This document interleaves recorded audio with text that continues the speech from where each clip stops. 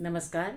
मैं रीता उपाध्याय आज आपको साधु महात्मा की कहानी सुना रही हूँ। हमारा देश साधु संतों का देश रहा है। यहाँ पर बहुत सारे सिद्ध पुरुष हुए हैं।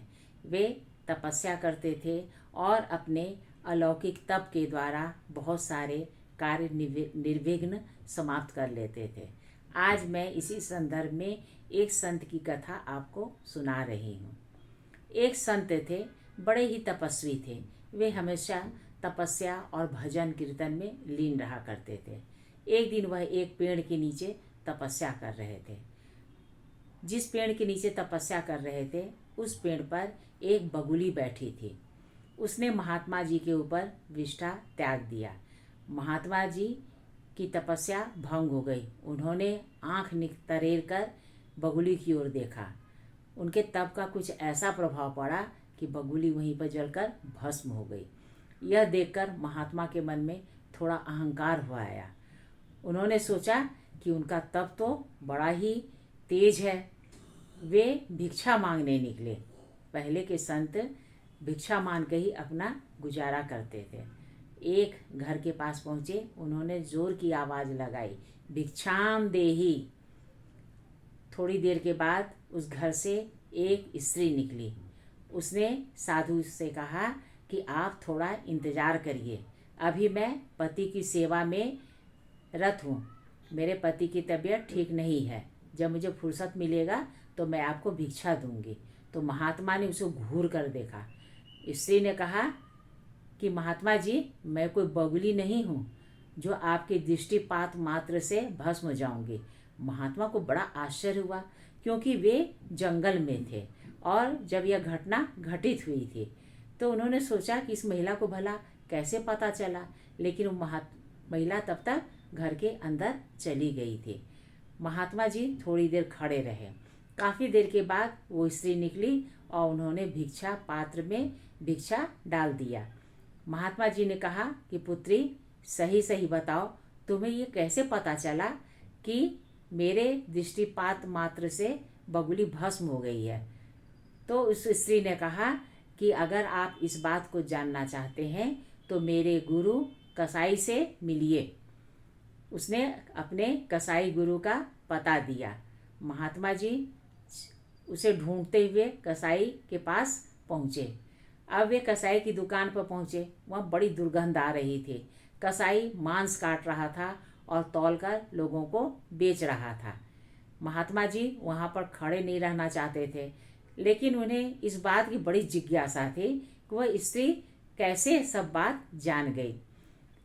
कसाई ने उनकी ओर देखा, कहा कि अच्छा, आपको एक स्त्री ने मेरे पास भेजा है। अब महात्मा तो बड़े आश्चर्य में आ गए, कैसे इस कसाई को पता चला। उस समय कोई मोबाइल तो होता नहीं था कि मोबाइल से खबर कर दिया। महात्मा जी को बड़ा ही आश्चर्य हुआ। उसने कहा कि बताओ, तुम्हें कैसे पता चला। महात्मा कसाई ने कहा कि आप थोड़ी देर इंतज़ार करिए, फिर मैं आपको बताऊंगा। जब मैं अपना दुकान बंद करूंगा तो आपको अपने घर ले जाऊंगा और फिर वहीं आपको सारी बातें बताऊंगा। महात्मा जी थोड़ी देर खड़े रहे। कसाई ने जब दुकान बंद की, उन्हें लेकर अपने घर आया, उन्हें बैठाया और उन्हें पीने के लिए पानी दिया। महात्मा जी ने कहा कि बताओ भाई, तुम्हें कैसे पता चल गया कि स्त्री ने मुझे तुम्हारे पास भेजा है। तो कहा कि अभी रुक जाइए, पहले मैं अपने पिताजी का हाल चाल पूछ लूँ। मेरे पिताजी वृद्ध हैं और माताजी भी वृद्ध हैं। पहले दुकान से आकर मैं उनके हाल चाल लेता हूँ और उनकी सेवा करता हूँ। अब इसके बाद मैं आपकी सेवा में उपस्थित होऊंगा। काफ़ी देर बीत गया। कसाई निकला, कहा हाँ महात्मा जी, कहिए आप क्या जानना चाहते हैं। तो महात्मा ने कहा कि ये बताओ, तुम लोगों को सारी बातें कैसे पता चलती हैं। यह नगर तो बड़ा विचित्र मालूम होता है। स्त्री को भी पूर्वाभास हो जाता है, तुम्हें भी पूर्वाभास हो जाता है, और तुम मुझसे ऐसा प्रश्न करते हो। तो इस पर कसाई ने कहा, यह सब ईश्वर की देन है। मैं मांस बेचता हूँ, मांस विक्रेता हूँ, लेकिन पशुओं का वध नहीं करता हूँ। मैं वध किए हुए पशु को लाता हूँ और उसके मांस बेचता हूँ। मांस बेचकर उसकी जो कमाई होती है उसका 10वां भाग मैं गरीबों में बांट देता हूँ।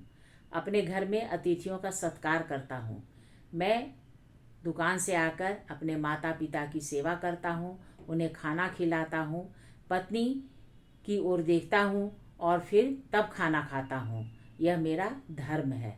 इसी धर्म के कारण मुझे ये सारी बातें परमात्मा बता देते हैं। महात्मा जी एकदम धन्य हो गए।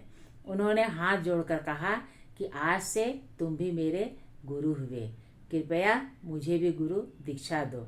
मुझे तो आज यह बात पता चली कि साधु संत से ऊपर भी संसार के प्राणी होते हैं।